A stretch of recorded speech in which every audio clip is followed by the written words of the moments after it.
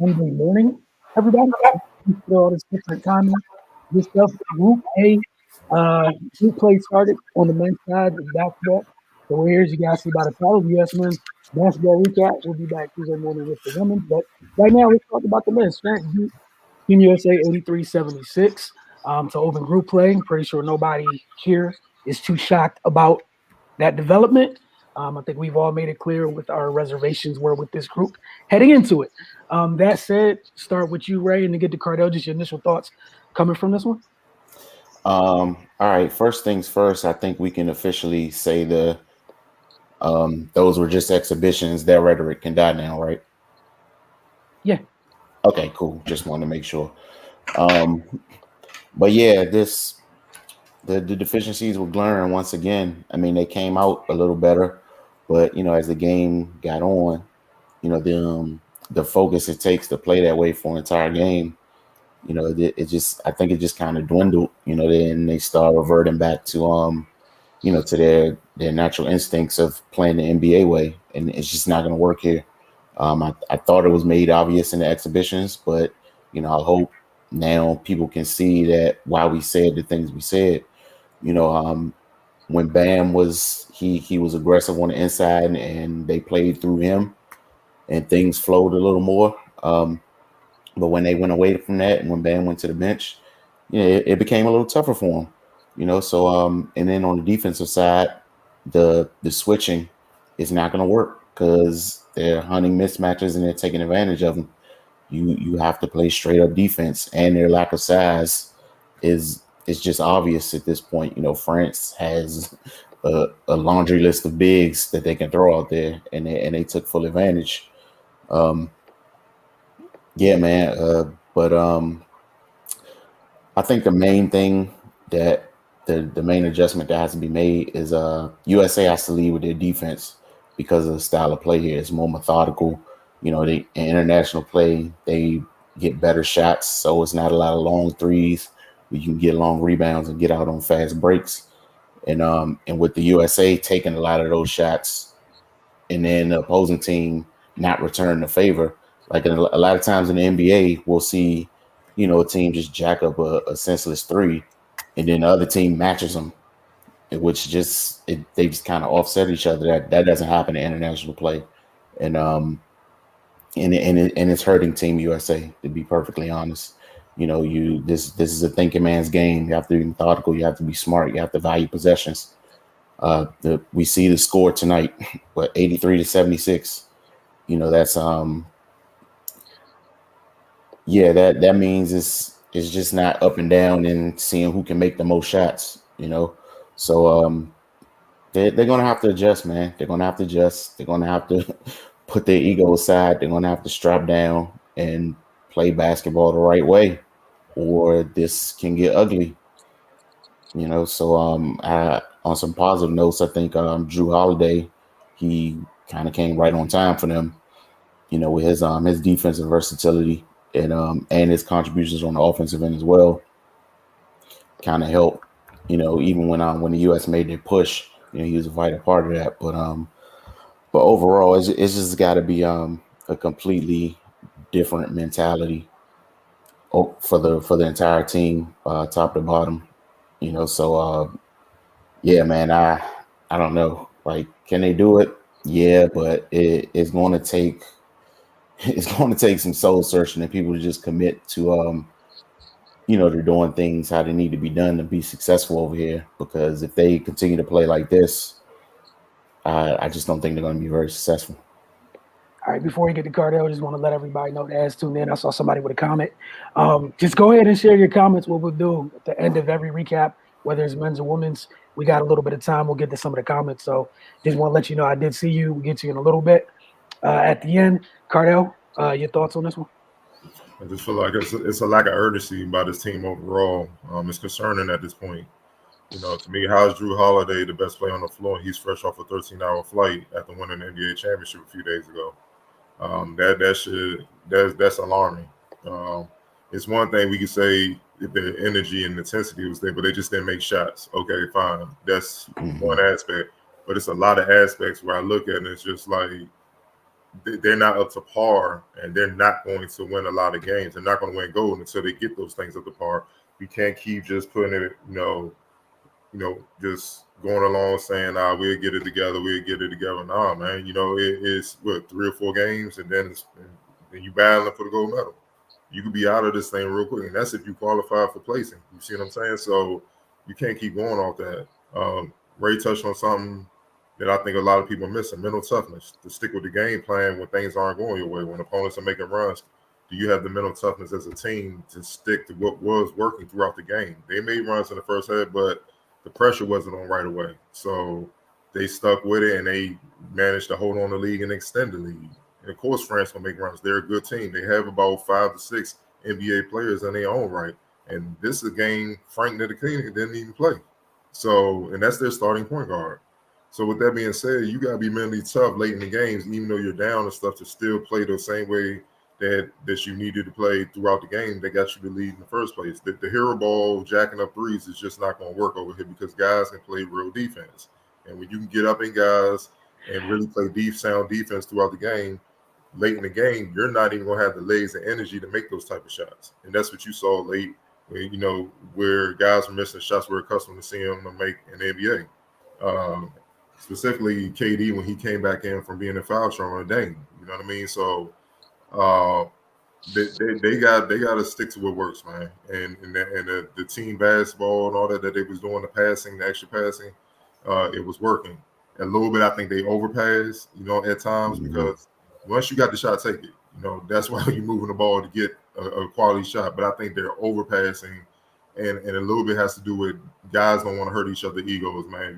It might be some guys night where they might get up about, in this type of atmosphere, about 16, 17 shots, which is a lot.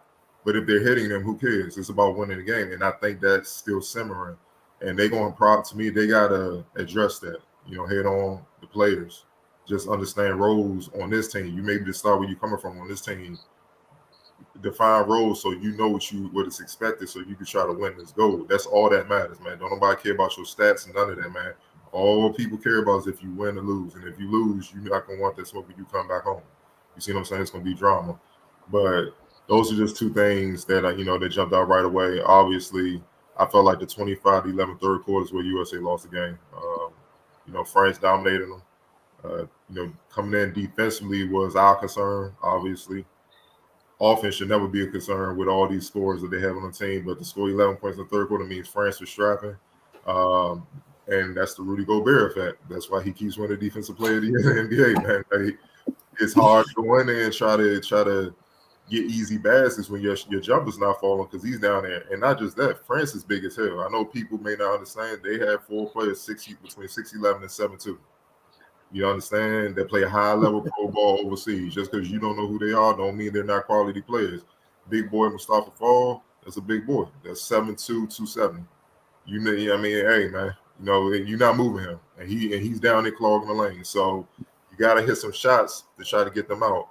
Also, the pick and roll situation when France guards got pick and roll coverage with Rudy Gobert, USA switching everything. This is what we see in the NBA. We actually just saw in the finals that they cut it out, and that's what helped them win the finals. Honestly, the Bucks, it created mismatches. So then you got KD or Draymond on Rudy Gobert. KD's not bulky enough, and Draymond's not tall enough. So he got both of them in foul trouble. That hurts your front line defense. So now France can have their way, and that's when France put in 2 bigs, and they start wearing USA down with those 2 bigs. You ain't getting no more boards. You're not driving the lane, so you better hit some threes. That's the only way you're going to score. And then that's when it becomes an issue. You know what I mean? So I did that size, man. It just warmed down, man. And in that third quarter, you really saw it come to fruition. That's when France, I think, seized control of the game. The only players who shot well were Bam, 5-8 and Zach, 3 of 6. Everyone else shot 33% or worse. Katie and Dane were combined 7 of 22 shooting, 4 of 15 from deep. That's what I mean. When you have to really play defense and guys can get up on you, it fatigues you if you're not used to that. And that's what you saw, man. They didn't have the legs to try to carry the team, which makes it even more important for them to play the style of basketball they were playing at first when they had the lead. You got to move the ball. Defense from USA outside Draymond, Drew, and y'all mentioned Bam was subpar. Let's just call it what it is. Draymond Green did his thing to the best of his ability, being undersized, guarding all four of their bigs at times. Like I said, they go from 6'11" to 7'2".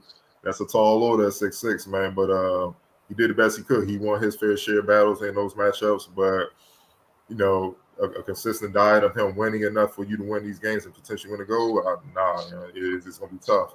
And Drew Holiday, like I said, he fresh off the plane, handling France point guards, but he can't guard everybody. So the player that got off was Evan Fournier, 28 points. He was torching out there, man. You know what I'm saying? And you can't expect him to guard everybody, not in this contest, because the teams are too experienced, they're too smart, and they're just going to figure out a way to come to set the screen, get him off me, and I'm going to torch everybody else. I felt like USA defense in the first quarter was outstanding. They forced 6 turnovers, and then the intensity wavered when they got the lead until the fourth quarter when they were down. You know what I'm saying? USA forced 8 turnovers after that for the remaining 3 quarters, but you forced 6 in the first. That tells you the energy wasn't where it needed to be as the game continued. Obviously, you spoke about Drew Holiday, man. That's self-explanatory. DeColo, he posted 13 points, 5 rebounds, 5 assists, and 2 steals. I feel like he was huge, especially with Frank Ntilikina not playing. They needed him to be to run the team, be a pest defensively best he could, and hit outside shots, and he did that. You know what I'm saying? He played his role perfectly. That's what I mean by playing your role. On a positive note for USA, I feel like their ball move was a positive for most of the game. They had 20 assists. 4 players had 3 to 4 assists, so it was balanced.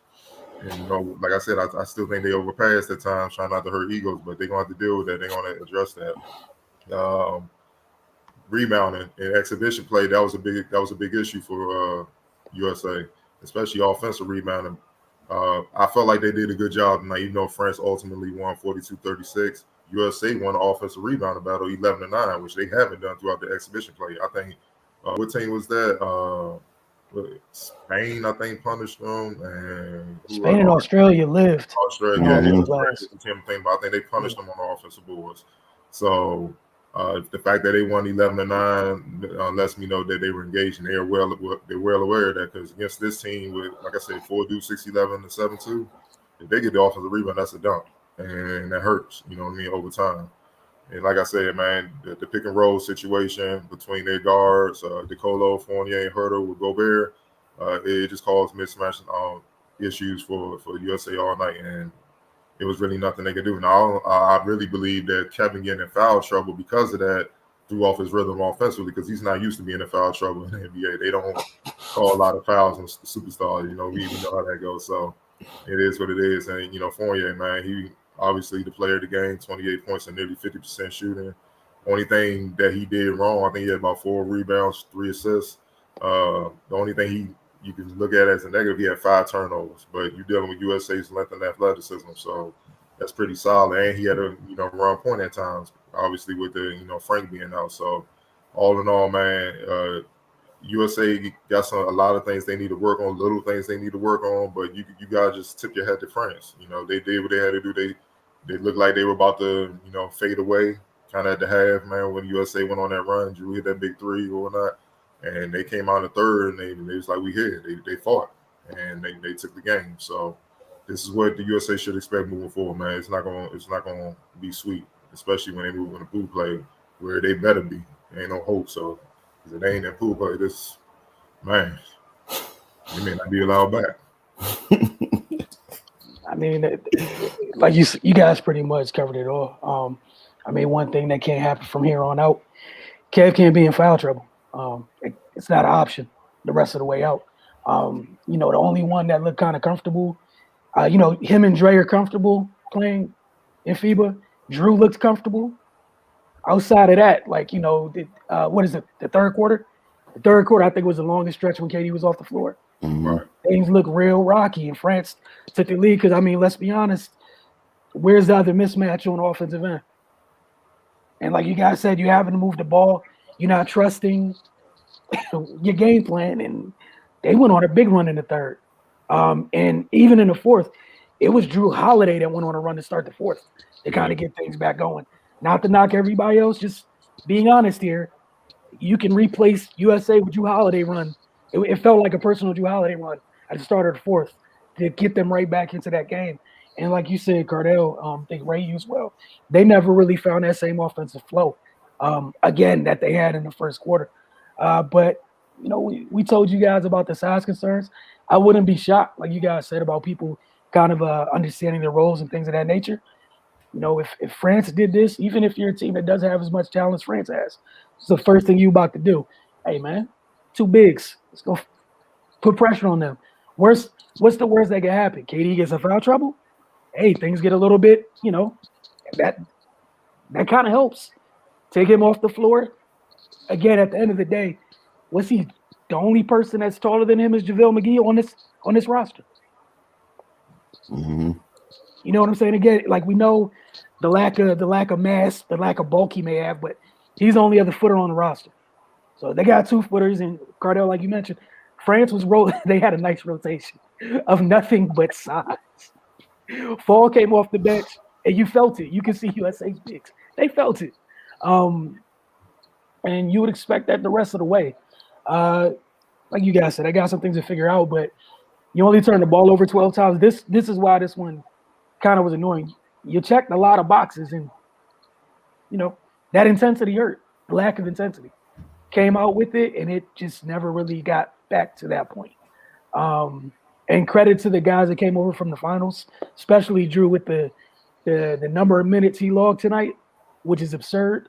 And again, if you're one of the guards that's been here, look, man, it's only one game. I'm just saying, like that's ridiculous. And then that was the only guard. I'm sitting there tweeting while we're watching, tweeting. He was the only guy that got around screens, and that played a big role when he was on the court. Why they were able to get stops, because he wasn't like, oh my God, switch. Oh, here comes a screen, switch again. He was around the screen. He was in dude's pocket. They couldn't, and when they couldn't get the solid screens, the offense wasn't rolling the same. Now you're not putting your bigs under as much trouble. It's pressure. Yeah. And that really played a big role. So I wouldn't be shocked if we see some tinkering to different lineups out of necessity. Just being honest, like you guys said, it's not about feelings, but out of necessity. You're going to have to put some different if they're going to get this goal, I'll just say this. It's not going to be the sexy lineup on the floor that gets them the goal this year. Right. Hell no. And there's nothing wrong with that.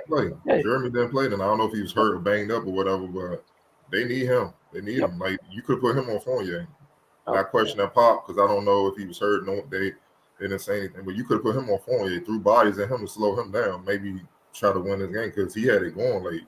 But like you say, it's good habits, man. Like defensively, Drew always fights over screens, man. So that's like breathing for him. But when you got guys that get a pass on playing sound defense for years, you know what I'm saying? You can't just turn it on. It's like offensive. I'm not used to scoring a lot or scoring in certain ways. You can't just expect me to do it now. You know what I'm saying? I'm not accustomed to doing that. Even though for a lot of people, they feel like it's easy. It's not that easy against the best players literally in the world, man. It's just not like that. So, and that's also the bad part about what you saw offensively when things got tight late in the fourth quarter. You saw guys, it like clicked, just like for their NBA teams. Get them the ball, move out the way, let me try to win this game. And that ain't going to fly because when you miss those long threes, they get the board. All right, slow down. Come on, pick and roll, Gobert. Oh, damn. You got Jason Tatum on you. Oh, damn. You got Kevin on you. Here you go. Go to work, foul. And for the most part, France bigs can make free throws. You see what I'm saying? So they're going to make you pay. And it's just good habits, man. And they're going to have to change their mindset and play basketball like how they were taught before the passes came when they got to the league. Because I know they were taught better than that coming up through school. And like you said, you talked about Jeremy. I wouldn't be shocked. We'll see more Jeremy, more Chris. Like they have the ability to get larger on the perimeter and larger as a whole. I would not be shocked. Like Drew might be the smallest player on the floor at times. And again, this might be out of necessity because if you can't defend, nothing else has happened. I don't care what else happens. And right now, with the way these guards are going off, and again, it sounds like a broken record. We've all mentioned this throughout the exhibition thing, right? Throughout the exhibition tour campaign, whatever that was. It is what it is, man. You might have Drew, Middleton, Jeremy, Kev, and another big. It is what it is. You have to so at least that way, if you have to switch, it is what it is. But again, You shouldn't have to. You really shouldn't have to. There's no reason to. They're all gifted enough to do what they need to do on the other end of the floor. Again, do what you need to do on the other on the defensive end. Outside of that, same things. These habits are going to bite them in the end. It's not the end of the world, but again, like we've been saying, heading into this, those issues that they had, And one of the things I think Fournier said on the end of the broadcast, like, I guess the announcers, everyone's expecting France to be like crazy excited about the W, whatever. And, one of the things Fournier said, kind of keeping everything in perspective, they're not at full strength yet. So if the opponents know that there's probably going to be some more tinkering to the lineups, I feel safe to say we could expect the same. But again, there's things that need to be taken care of. Y'all have anything else you want to add before I get to some of these comments? Nah. All right. And again, I appreciate y'all comments, and whether it's on if it's on IG, I can read it. I can't share it on the screen. If it's on Twitter, Facebook, and or YouTube, I can share them on the screen. So we'll start. Some of these I think we already talked through, but I'm just gonna go ahead and share some of them. Do this for 5 minutes or so. Team USA, if anybody can run a high pick and roll. Well, first of all, that profile pic is awesome. It is. But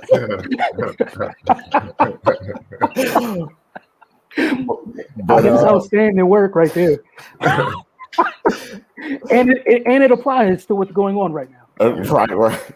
Yeah, but in regards to the question, I mean, I don't think that's going to be effective here. Because that high pick and roll stuff and nobody adjusting or the big not hedging on the screen or anything like that, that's not going to be how it's played in FIBA. And isn't the court smaller? Smaller and the big camp.